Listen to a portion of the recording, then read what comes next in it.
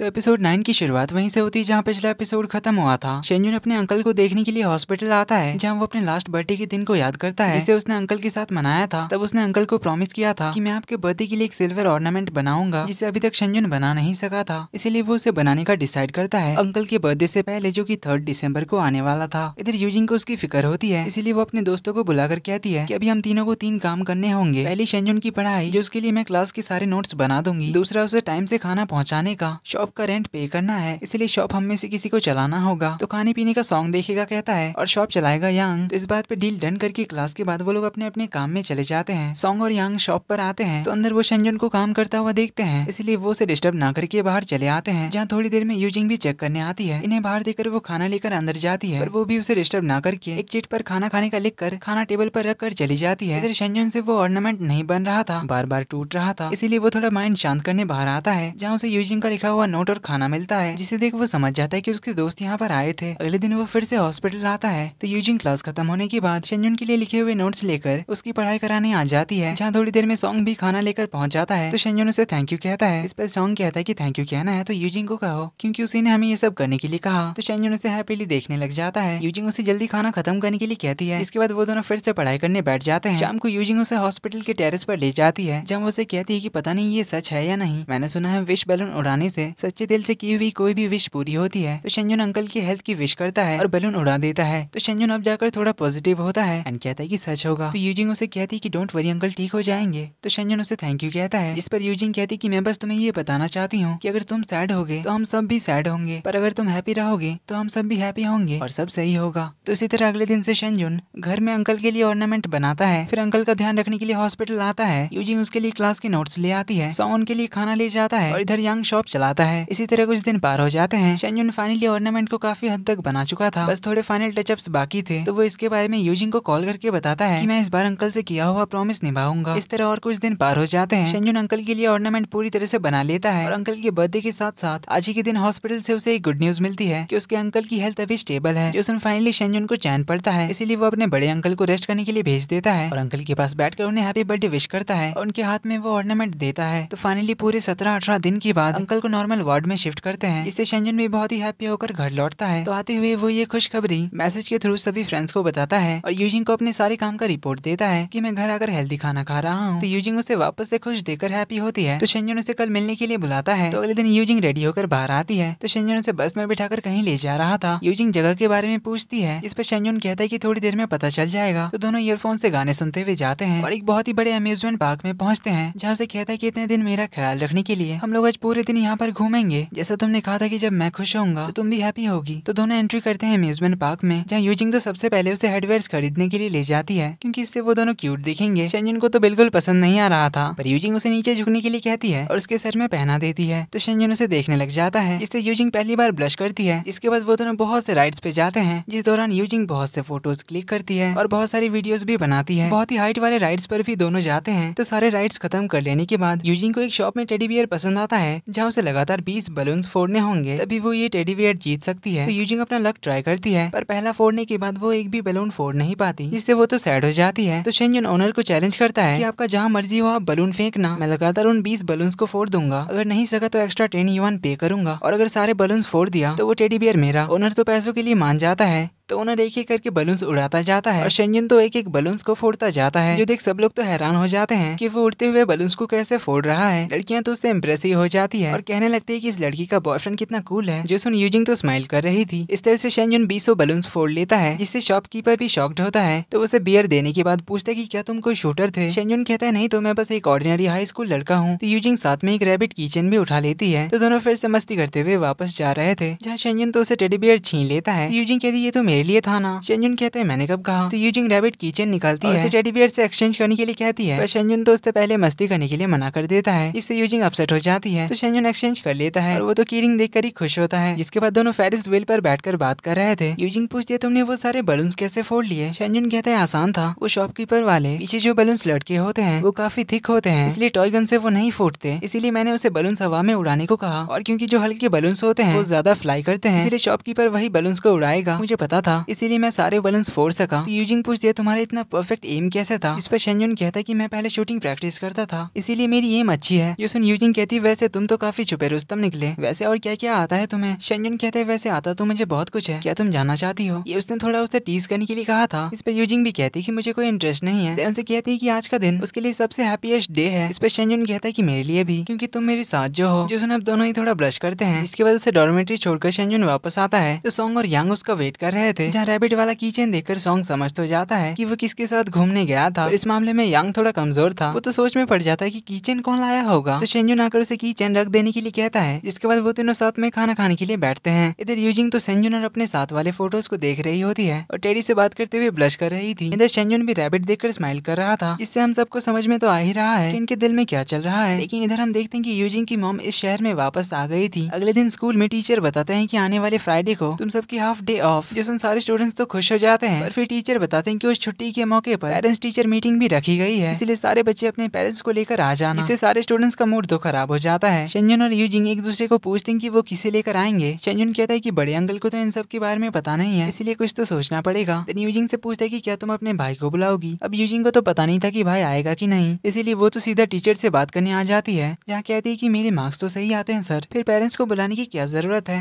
इस पर टीचर कहते हैं कि पहली बात तो ये रूल है, सेकेंडली मैं तुम्हारे पेरेंट्स से नहीं मिला हूँ, इसी बहाने उनसे मिल भी लूंगा और तुम्हारे पेरेंट्स को भी यहाँ अगर तुम्हारे परफॉर्मेंस के बारे में पता चलेगा, सारे टीचर से उन्हें फीडबैक भी तो मिलेगा। इसीलिए वो यूजिंग से कहते हैं कि मैं तुम्हारी इस बात को तो नहीं मान सकता, इसीलिए यूजिंग चली जाती है। तभी टीचर को एक कॉल आता है, वहीं इधर यूजिंग टेरेस में आकर भाई को कॉल लगाती है और पेरेंट्स टीचर मीटिंग में आने के लिए कहती है। इस पर मिंगशु तो आने के लिए मान जाता है, तो मिंगशु मस्त ड्रेसअप होकर फ्राइडे आफ्टरनून में स्कूल के बाहर पहुंच जाता है, जहाँ यूजिंग तो उसके सूट को देखकर थोड़ा हंस देती है, क्योंकि इस सूट में वो थोड़ा एजेड लग रहा था, जबकि वो तो बस 24 का है। जिसके बाद वो भाई को लेकर मीटिंग हॉल की ओर आ ही रही थी, तभी सामने टीचर किसी लेडी के साथ बात कर रहे थे। तो टीचर यूजिंग की ओर इशारा करते हैं, वो लेडी पीछे मुड़ती है तो वो यूजिंग की मॉम थी, जिन्हें यहाँ देखकर यूजिंग तो शॉक्ड होती है। तो उसे हैरान देख मिंगशु पूछता है कि वो कौन है? यूजिंग बताते है कि मेरी मॉम है। तो मिंगशु उनके पास आता है, तो वो टीचर के सामने यूजिंग से कहता है कि तुमने तो मीटिंग के लिए मुझे बुलाया था। इस पर टीचर कहते हैं कि जब आप दोनों ही आ गए हैं तो आप दोनों ही मीटिंग अटेंड करिए, इसलिए मिंगशु अंदर चला जाता है। यूजिंग तो मॉम को देखकर बिल्कुल भी खुश नहीं थी, तो आखिर उसकी मॉम किस लिए वापस आई है देखेंगे हम अगले एपिसोड में। तो इसी के साथ एपिसोड नंबर 9 का एंड यहीं पर होता है। वीडियो पसंद आए तो वीडियो को लाइक कर देना, चैनल पर पहली बार आए तो do subscribe and hit the bell icon. मिलते हैं आपसे अगले एपिसोड में, तब तक के लिए take care and bye bye.